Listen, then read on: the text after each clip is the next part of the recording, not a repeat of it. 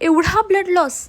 अगदी हेच होतं जेव्हा आपण चुकीचे टेक्निक्स वापरून आपले फेशियल हेअर रिमूव्ह करायला जातो. तर चला आज करेक्ट मेथड दाखवते. सर्वात आधी आपल्याला लागणार आहे एक उस्त्रा. नाही, फेशियल हेअर रेझर. मी इथे सिरोना या ब्रँडचा यूज केलेला आहे. आणि एक aloe vera gel, most probably clear aloe vera gel घ्या आणि त्या पार्टचा लावा जिकडे तुमचे फेशियल हेअर खूप जास्त आहेत, जसं की कानाच्या बाजूला कल्ल्या किंवा अपर लिप्स, आणि गुळगुळीत मस्त कॅनव्हस रेडी करा फेशियल हेअर रिमूव्ह करण्यासाठी. आता रेझर नेहमी 45 डिग्रीच्या अँगलनेच यूज करायचं आणि तुम्ही बघू शकता किती स्मूथली हे सगळे केस निघत आहेत जर राईट टेक्निक्स यूज केल्या तर.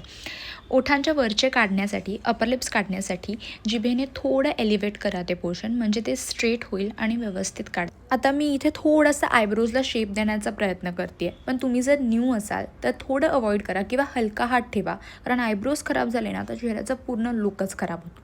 तर तुम्ही बघू शकता की कसा चकाकतो आहे चेहरा हेअर रिमूव्ह केल्यानंतर. ह्याच्यानंतर तुमचं कुठलंही मॉइश्चरायझर घ्या आणि ते चेहऱ्याला लावा.